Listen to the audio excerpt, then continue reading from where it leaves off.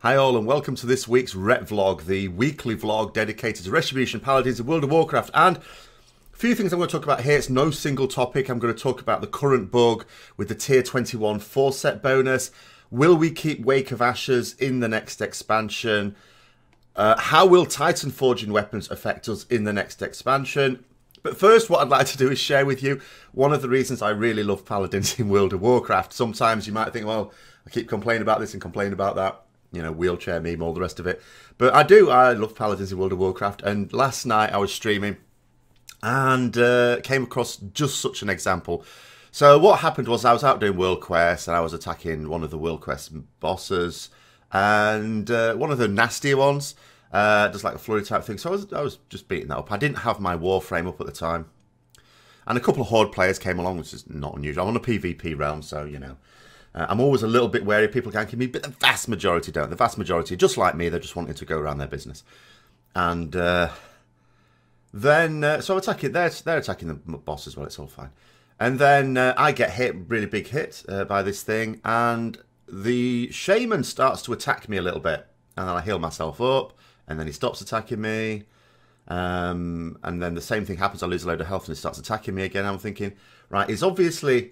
He knows he can't take me on when I'm at full health. He's obviously not as well geared as me. I hadn't looked at his health.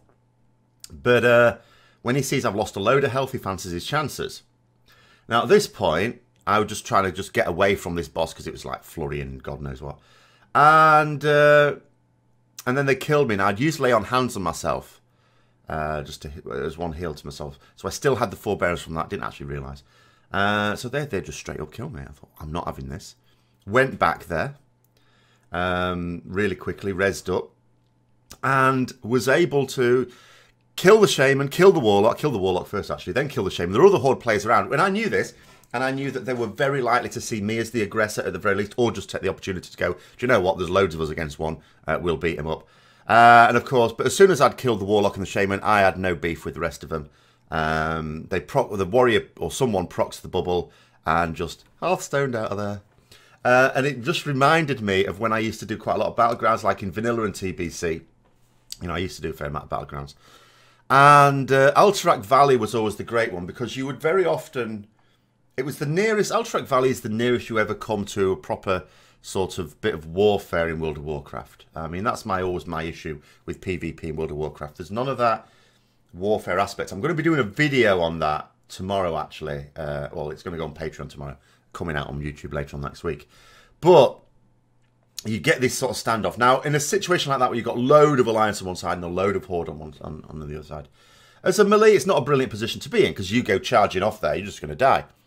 But I always remember as a Paladin, what used to amuse me, because at that particular point, you might as well go healer or something, because there's nothing useful you can do. But I used to like playing a little game, which is to pick someone out, pick an opposite faction player out, usually Horde. Because Vanilla and TBC, I was an Alliance player throughout those expansions. And I'd pick someone out and I'd go, right, okay, I'm going to charge over there. The rest of those Horde players are going to kill me. I know they're going to kill me. That's fine. But I'm going to kill you first.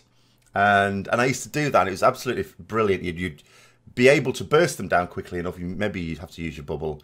And you knew that you'd be able to kill them. The rest of them could kill you. You were fine. You were happy with it because you'd killed your target. And that's what I love about Paladins. That mentality of going, yeah, I know your mates are going to finish me off, but they can't protect you. I am going to kill you. But anyway, on to more serious stuff. So, the current bug with the tier 21 4-set, first of all, should be a relatively straightforward one. I'm actually surprised that there hasn't been any sort of movement on the tier 21 set, because we all know something is to change. It's almost like... If all they were going to plan to do was just sort of switch them around, I would think they'd have probably done that by now. Maybe they're actually planning on making changes. But at the moment, there is, even, you know, no matter how the tier set pans out, there is an unintended situation at the moment whereby... So what the 4-set does at the moment is you use Judgment, and it gives you a little buff. And the next spender you use, Templar's Verdict, Divine Storm, Just Cause Vengeance, whatever... is going to cost 1 holy power fewer. So normally, like Templar's Verdict would normally cost 3 holy power, it means it's only going to cost you 2 holy power.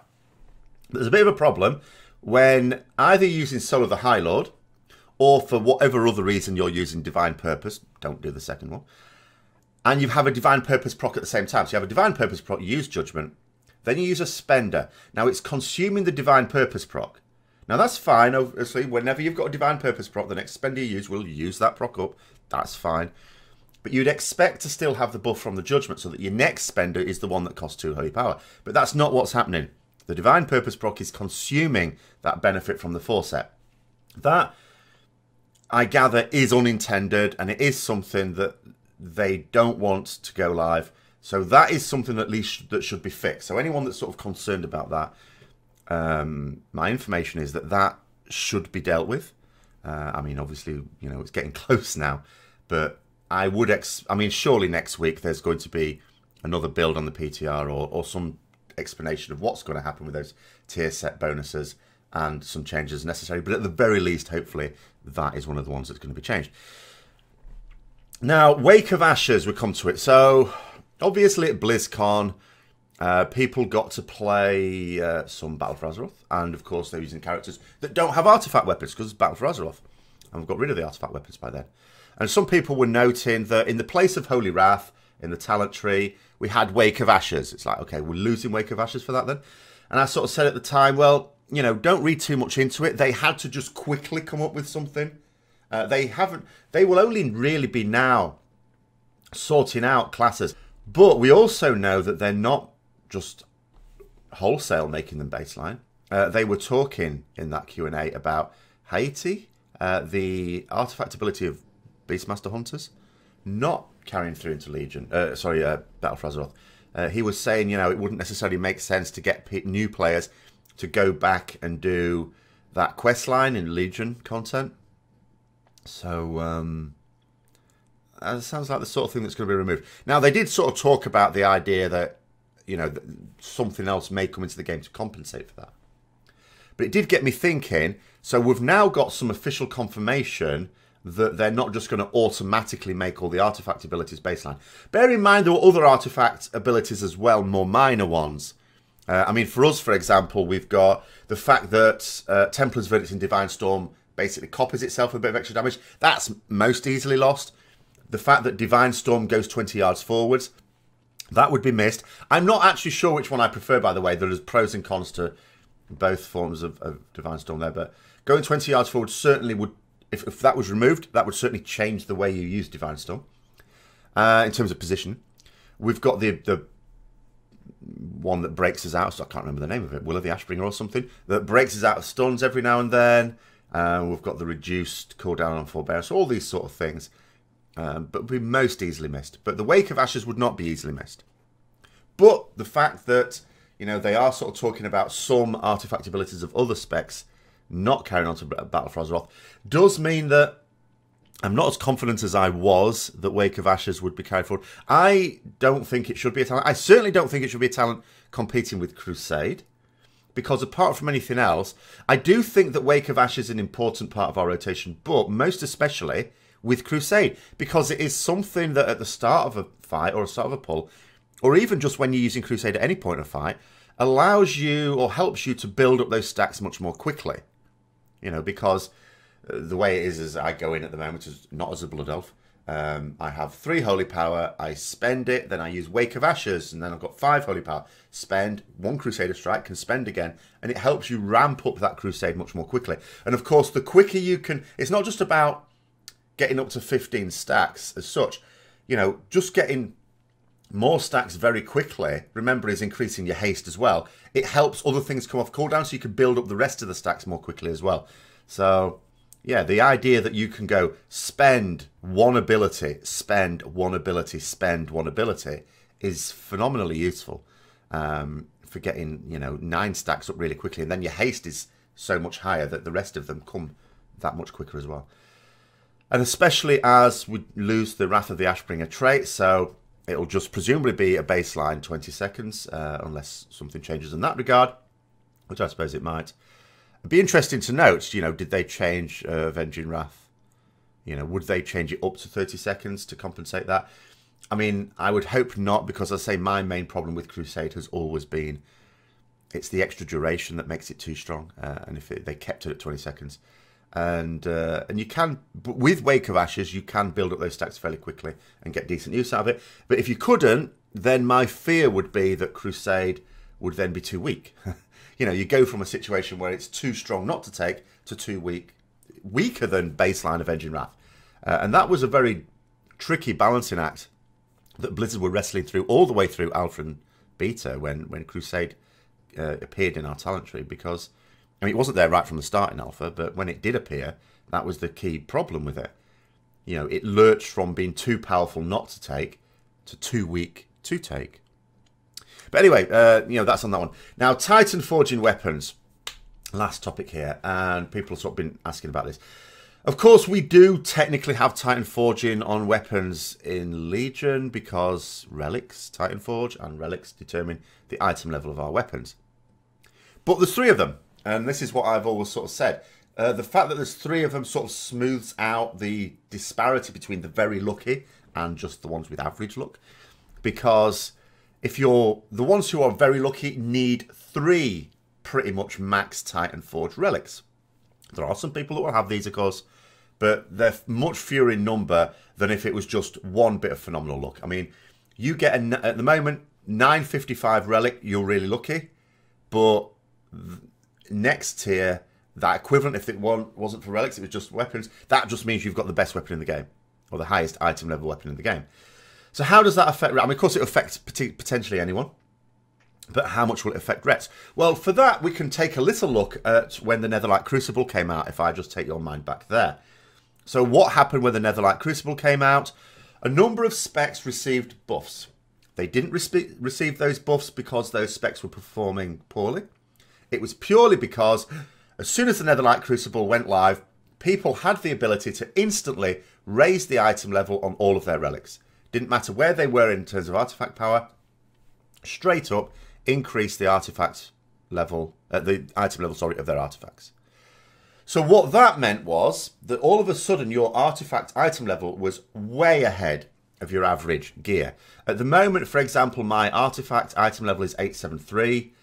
And that's not as high as many others that are doing Mythic raiding. And my average gear level is about 842. So there's about 30 item levels higher on my weapon. Now, that favours specs that get where a lot of their abilities are based on weapon damage. That includes Retribution Paladins. We didn't receive a buff because we get a lot of benefit out of that increase in item level. Some specs don't get so much of a benefit, so they got a bit of a buff.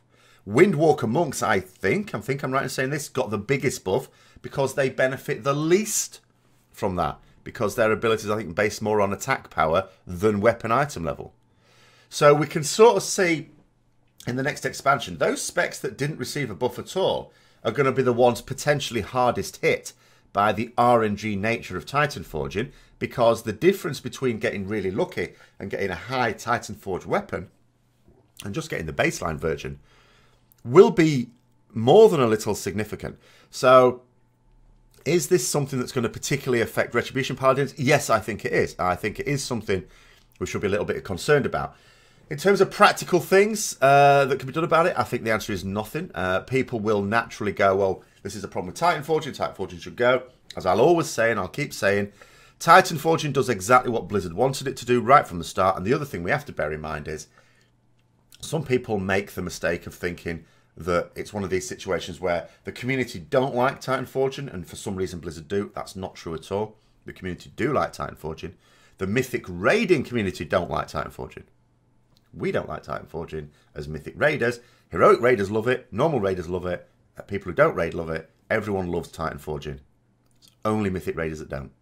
Small part of the population. Significant. People always talk about it being really tiny. It's not tiny. There's a significant number of Mythic raiders.